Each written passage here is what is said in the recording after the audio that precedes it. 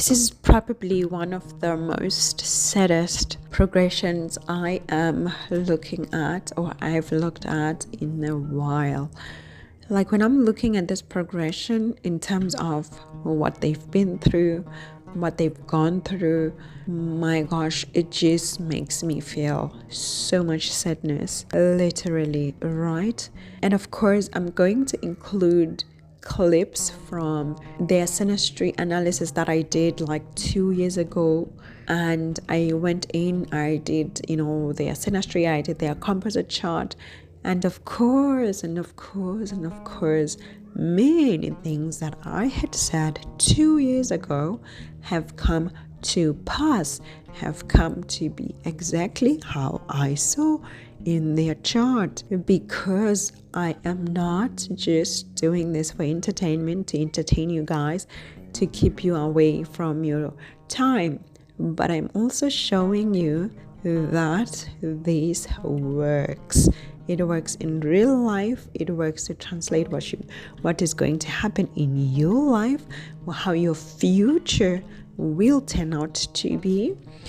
And I mean, I don't know what else to say or how else to present it to prove that this is not entertainment. This is research-based stuff, and it comes to life. You guys can see it, you witness it, and voila. So let's get into the details. Oh, when I speak really fast, it's the clips from previous analysis, or I just want to make a difference. Or when you hear my voice speaking a bit louder, it is only the reference clips from my previous predictions or readings, right? So it is just to show what has happened, and what has been confirmed by the media as well, right? So yeah, I know most of the time, this is like a radio thing, and you guys, you just listen, because most of the time I don't put interaction on the screen. So yeah, so when you hear my voice going a bit loud, a bit faster, then just know, okay, this is from a previous prediction that is just trying to prove how these techniques work and how the work is real, right? So 2 years ago, I predicted that Meghan Markle would still continue to be involved in the media, because that's what the SYNASTRY said, right? Even though at the time, they had asked for privacy, they wanted to be no part of the media, of the public. And when I looked at the SYNASTRY said, oh no, you going to be back in the media, Meghan Markle, because that's what the SYNASTRY is all about. That's what the SYNASTRY is saying, right? And of course, it became so, because after that she got the Netflix, she got the Netflix deal, she got now this documentary about her work and everything, right? So let's take a listen to what I said 2 years ago. The podcast idea came after she got married. Why? Because Prince Harry's Venus is here now, okay? And Venus is the character of entertainment. Venus is the character of media, guys, okay? So Meghan is bound to keep on being in the media. Meghan is bound to keep on being in that communication area due to her third house being supported by Prince Harry's Venus, which is the character of all of that she's doing, okay? We can see that by herself, she was a bit struggling because of that Saturn there, okay? Her success in the media was definitely there because there's Jupiter there, okay? But she was struggling a bit because she had restrictions because of that Saturn, okay? But now, because she's with Prince Harry, and Prince Harry has joined that house with his Venus, which is best friends to Saturn. So now Saturn all of a sudden starts to feel relaxed, starts to feel balanced, starts to feel validated, starts to feel like, I don't have to be harsh anymore. I don't have to put so many restrictions anymore because my best friend is here. Okay? So it means that the marriage, this marriage, it really opened more doors for the Duchess Meghan Markle. Okay? Her doors have been opened wider.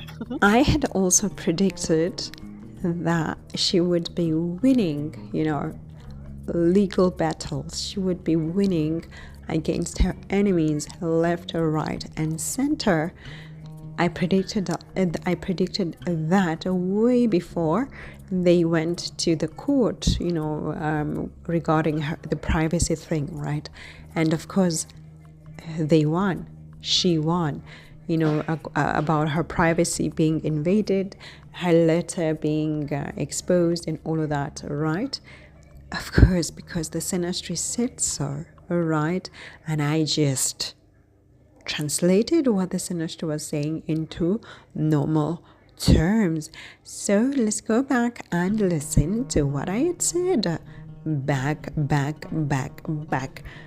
2 years ago. Let's go.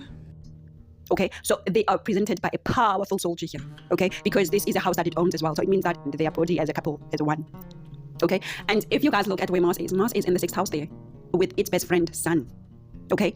Mars is in the house of enemies, you guys. Mars is in the house of litigation. Mars is in the house of health, of routine activities, of work, of service, of servants, okay. And Mars is here in this house with his best friend Sun, the king. Okay, do you know what it means? It means that Mars will protect the personality, the house that it owns, which is their personality, their self, their couple, basically, to the end. Okay, and Mars is a soldier, is trained to fight. And Mars will win because Mars is with King, his friend. Okay, strengthened here. So Mars is going to fight against enemies. Mars is going to fight against litigation. Mars is going to fight against bad health, diseases. Mars is going to fight against stress, conflict, challenges. And Mars will win. This soldier will win, because it's in a powerful position. It is the Atma Karaka, and on top of that, it is with King, getting all the favor from King, the best friend.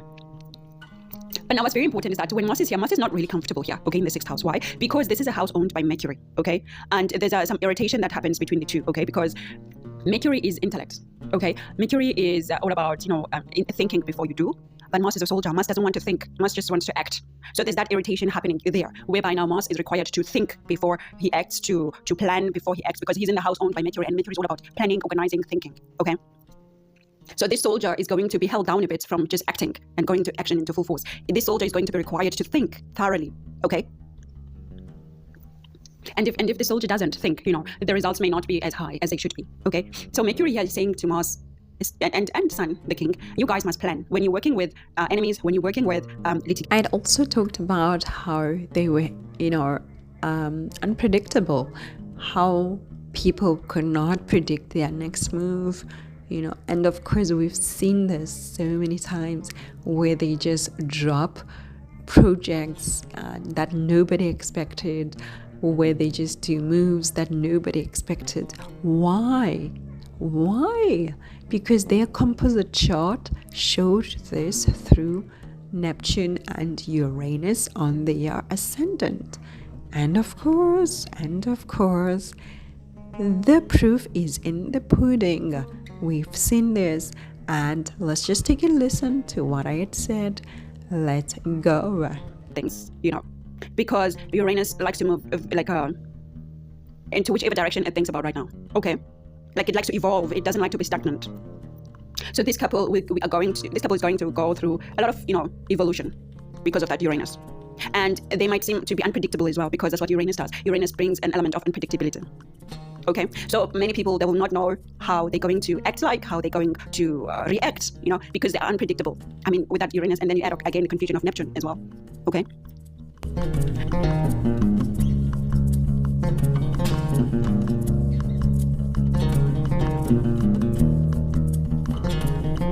So those were just examples that I selected to show that my work is real, right?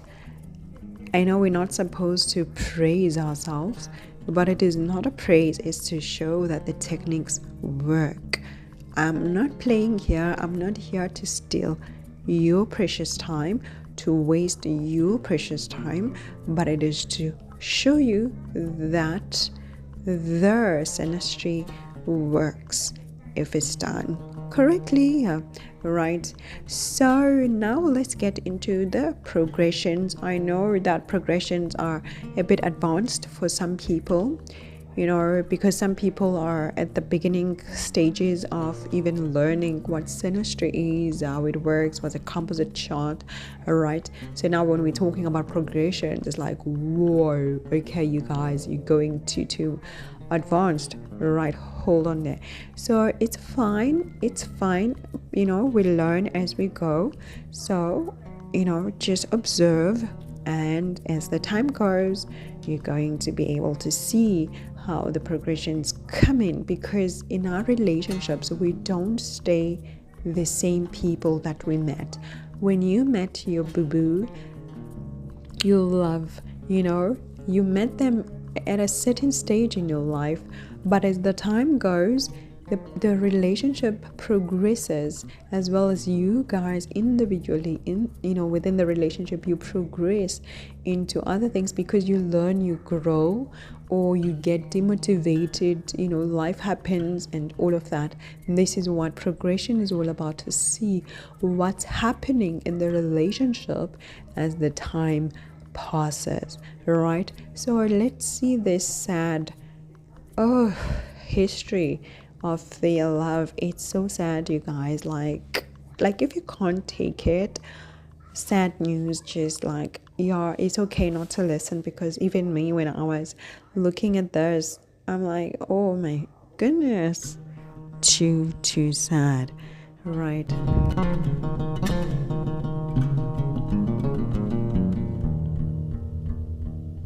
So I'm going to start at the marriage, right? I'm going to start at the ages of when they got married, because that's the big boom, right? So she was 36 years old when they got married, and at this time, when her progressing Venus, it was attached to her natal Venus. I just said it yesterday, I think, or the other days as well, that when Venus meets with Venus, something great will happen. Oh yeah, I also said it when I was doing Rihanna's progressions as well, that because her progressing Venus was going over her natal Venus, I feel like there could have been a secret marriage that we don't know about between her and ASAP, but we don't know it, so we don't know about it. So then I just took another possibility in terms of explanations, right? But regarding Meghan, we see here we see it working perfectly. At this age, her progressing Venus was going over her natal Venus, and of course they got married, and it's in the second house of home, family, lineage, bank, money, opposite the shared life of eighth house, right? Resources and all of that. And for him, he was 33 years old at this time, and guess what? His progressing Venus was conjunct with what? With his seventh house. What's seventh house all about? It's about marriage, signing contracts, getting into a partnerships that is binding through signing things, right?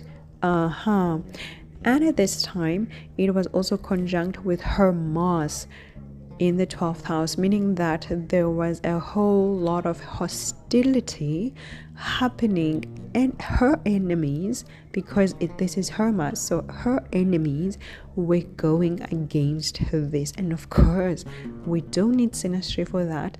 We have lots of tons and tons of media have proved this, right? And as for her side, her progressing Venus was also attached with his Sun, his Mercury, and his fortune. And we do know that his dad is the one that walked her down the aisle. His dad, right? And of course, fortune, it just speaks for itself. Money, catching, right? Mercury, lots of communications, lots of business, and lots of signing of documentations, because Mercury is documents, right? The signing of it, organizing and all of that of documents. Right. So now let's move on to the next level.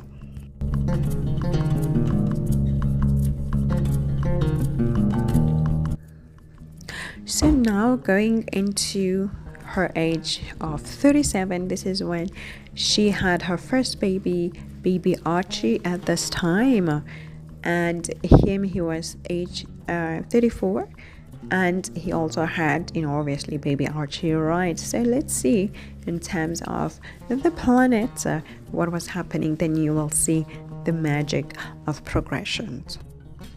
So at this time, her progressing Venus was conjunct with what? With Moon. Because as I've already explained so many times, that when Moon and Venus are together, they want to create a nurturing environment, right? And on top of this, there's her Jupiter here, character of children, but we can see that it was not an easy thing because there's Saturn here and there's also Pluto. There were fights within her structure. Saturn, Pluto, fights of power, fights of all of that, as we have learned recently, right, over the years. And of course, it was also conjunct with his Venus. Again, Venus and Venus together, they want to create something wonderful. And with Moon involved, they want to create a nurturing environment. So this is what was happening when they created and delivered baby Archie. And from his side, his progressing Venus was conjunct with his 8th house of lineage, 8th house of inheritance, 8th house of shared resources, shared life within a marriage. But most importantly, it was conjunct with his vertex. What's a vertex about? A vertex is about that point in your life that your life will change 360 degrees from what you used to know to a new destiny, a new chapter. And as we know, after the birth of Archie, Prince Harry came out blazing, right? Because it's in Cancer, so it's all that nurturing and all of that, that I'm gonna fight for my family, I'm gonna fight for my wife, I'm gonna, do the best I can. So that energy, that vertex, that change, 360 change, it just came over them, right? Now moving on to when she was around 38. At this time, she had that miscarriage that she talked about. And guess what was happening? Her progressing Venus was opposite her Chiron. What is Chiron about? It is about wounding, feeling pain, feeling disappointment, feeling hurt, something hurtful, right? And it is in Aries, so she felt that pain.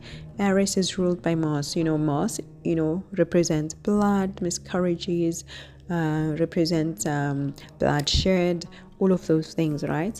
And of course she had the miscarriage, and unfortunately it was also conjunct with her progressing Saturn at this time.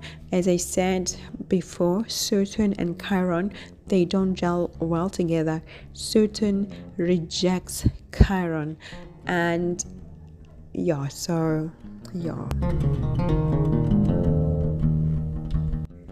so around the age of 39, and then she had baby Lilibet, their second baby.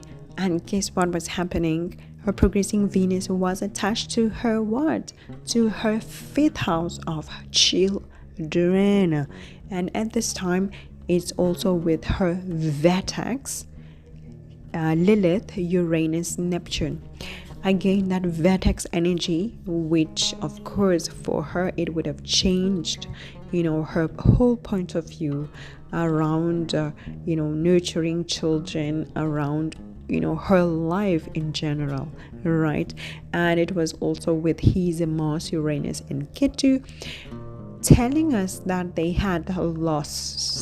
lost something. And of course we do know that they lost the connection with his land,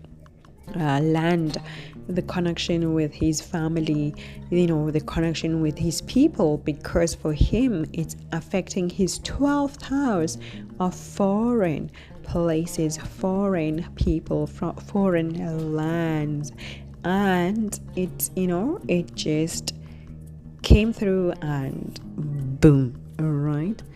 And considering that there is her Lilith here, Lilith is showing that there was an aura that was following around her child, and of course they wanted to protect their kids, because there's his Mars here. Mars is going to try to protect, because he's a Sagittarius ascendant, so Mars is going to protect him, so Mars is good for him. And she's a Cancer ascendant, and Mars is going to protect her as well. Remember, when we're talking about these ascendants, I am using the Vedic sidereal point of view to come up with my ascendant, right?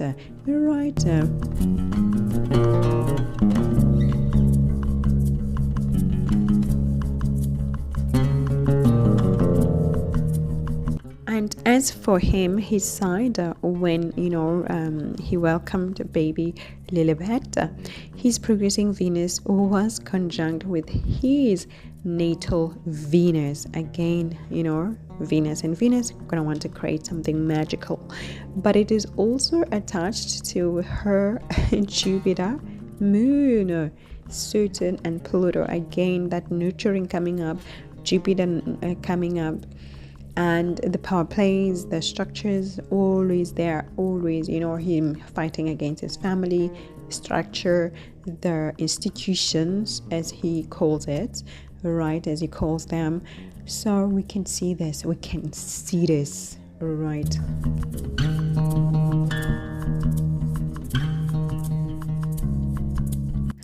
Fast forward to age 43 for her progressing Venus, which is like now, because she's like 43 years old now.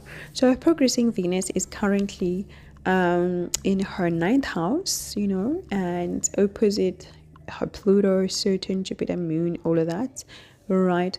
And is conjunct with his Lilith, right? So it's telling me that there's some sort of protection, and that is regarding their children, nurturing their children, because Jupiter Moon here, his Lilith, showing that there's something they're fighting off, some sort of impure energy, that could be wanting to disrupt, their kids' lives and all of that, right? Because, for him, his progressing Venus is actually in his 2nd house of family, opposite that vertex. Again, some change is happening, something in the background, some huge change is happening, right? And at the same time, for her, is affecting her 7th house, which is with Ketu. So there's some sort of a loss that they are dealing with, sort of protection at the same time that they want to instill. So there's some sort of dark energy, dark aura, or enemies, or even could be between their relationship, where things are just falling apart and all of that, right? It's happening in the background. But then I see that next year, her progressing Venus will be conjunct directly with that Chiron, showing some sort of wounding at this time, a disappointment at this time, and it's regarding his 5th house and Moon. So again, something relating to children, child. They wanting maybe to protect those children. They wanting maybe to instill, I don't know what it could be, right? Because hopefully, they would have another child, or maybe they're trying to have a child, because it's his moon, so maybe they want to try to have another child and they're struggling or something like that, right? And hopefully they win, right? For this couple, we always want the best, nothing but the best for them, right? We don't even want any divorce, right? That kid is activated in the 7th house, separations and all of that. There could be rumors, but we don't want that. We just say no. We just call all the gods and we just say no. And I can see that he's progressing Venus, who will be conjunct with his 3rd house, opposite Sun, Mercury, Fortune. So at this time there could be some negotiations with the government, because Sun, or maybe with his own father at this time. So something relating to his father, maybe some communication regarding his father, inheritances, things like this. Or there could be some sort of like something around his father, maybe his father's health, or something relating to that, which of course would bring up also the fortune, in the detail, and then it would explain why the Chiron would be there in terms of her side, right? And maybe she's not allowed to go visit his father, like she couldn't go visit the grandmother. So maybe something like that, right?